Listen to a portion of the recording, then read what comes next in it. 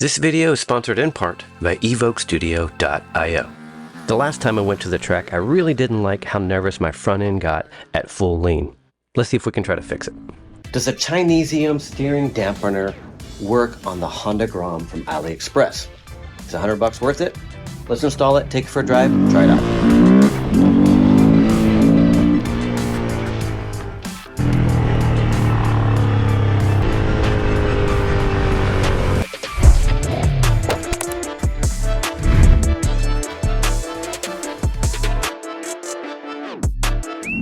This is what it came with, a couple of bolts to get these mounting brackets mounted to the frame. And this attaches to that. This goes into this part here, attaches to the little swing arm, attaches it to the dampener, which mounts to the new handlebar clamps. And that mounts to that. Pretty straightforward. They didn't come with any directions, so you're welcome. When I ordered it, it claimed that it worked up to on the 2020 Grom. This is obviously the 2022 Plus Grom, and it seems like everything is going to marry up just fine. These two bolts utilize these two holes here in the front of your Grom frame.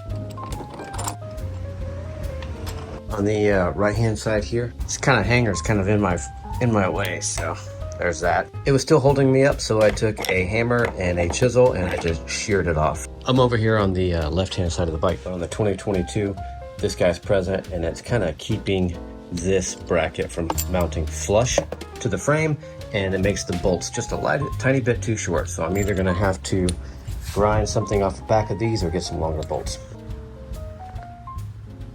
Okay, we've got it installed, and it was a pain in the ass.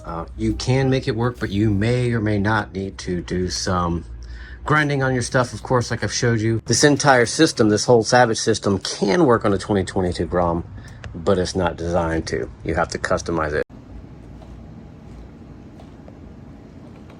So this one adjusts the speed, so righty-tighty. If you go right for slower speeds, go left for that circuit to go allow it to move more quickly.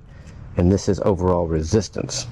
So speed and resistance. On the side there are flathead screws that you adjust to create the different degrees on which you want the dampener to take effect. It comes stock at 12 o'clock at 44 degrees. That felt pretty good. I think the characteristics of this dampener are good for the Honda Grom because it's kind of between a dirt bike and a real bike.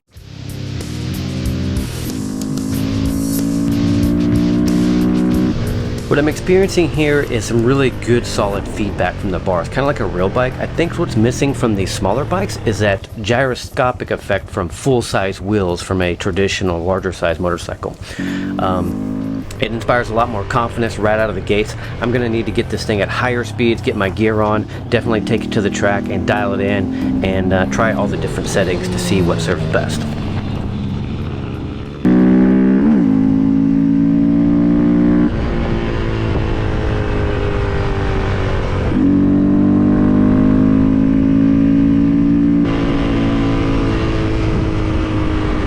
It's a good start. I already like it. I can already tell it's going to do what I want it to do. Is whenever I'm fully like leaned over here and I'm hanging out on my legs and I hit a bump or something going around the track, this sort of a little death wobble feeling thing sucks. So what I'm experiencing here at higher speeds is it is so planted and it feels so stable. That was the biggest difference I noticed right out of the gate. The difference between with and without this thing at higher speeds is day and night. Love, love, love the way it felt.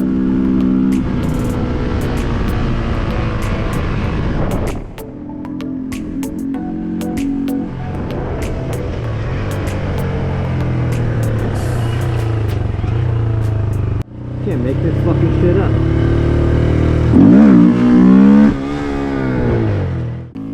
So I proceeded to hit this roundabout at my house, which is always a good idea. It was great because it had some nice corners at 20-30 miles an hour, and it had some potholes and stuff within that in order to sort of disrupt the motorcycle.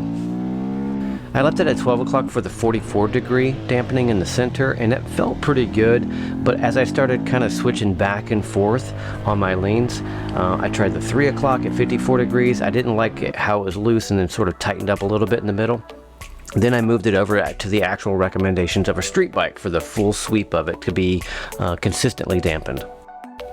Once I did that, I was much more comfortable leaning way over the bike, using my legs at 99 or 100%, and just relaxing my hands and not being so concerned about keeping a super tight grip on those handlebars as I hit these bumps around the corners and, you know, disrupting the symmetry of the bike.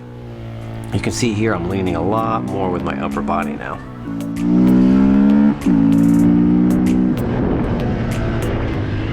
Already feeling much more stable, much more planted, and just overall felt much more comfortable relaxing up on those handlebars, practicing better technique. What's going on, monkey? And thanks to evokestudio.io for sponsoring this video. Check them out in the link. For all your video and photography needs, definitely reach out to evokestudio.io. We do everything from weddings to broadcast television and everything in between. That's evokestudio.io. Stop by the website, check out our work, and we look forward to hearing from you soon. Thanks. My closing thoughts are this. It makes a huge difference on stability of the bike, just kind of going straight and commuting and especially at high speeds. On that point, most of the time I see these Groms going down, besides just popping wheelies and being a typical hooligan, is unexpected wheel wobble from hitting a train track or a pothole or something on the street while they have one hand on the wheel. So I think this would be amazing for any bike for almost any reason, and I'm excited to get it out on the track. It's already showing great potential here on the street as I test it. So I'll go ahead and get this thing dialed in on the street and then take it to the track and report back whatever my findings are and what my results were. I have a bunch of stuff coming out on the channel already up already on this bike, and the slow progression of how to make it fast and handle better.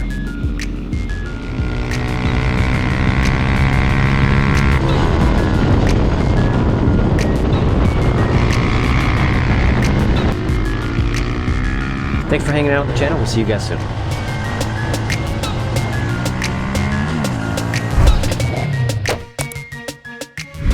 Thanks again to evokestudio.io for sponsoring this video.